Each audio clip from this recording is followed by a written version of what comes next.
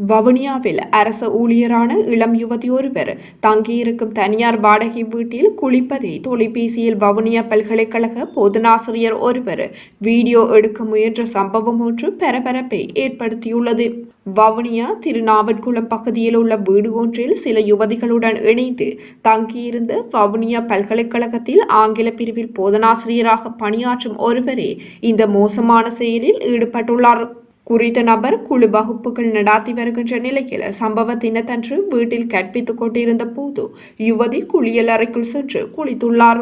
இதன்போது குளியலறை பக்கம் சென்ற போதனாசிரியர் குளியலறையின் மேல் துவாரத்தினூடாக கை தொலைபேசியை உயர்த்தி வீடியோ எடுக்க முயன்றுள்ளதுடன் அதன் பின் குளியலறையின் மறுபக்கம் தவன்று சென்றுள்ளார்.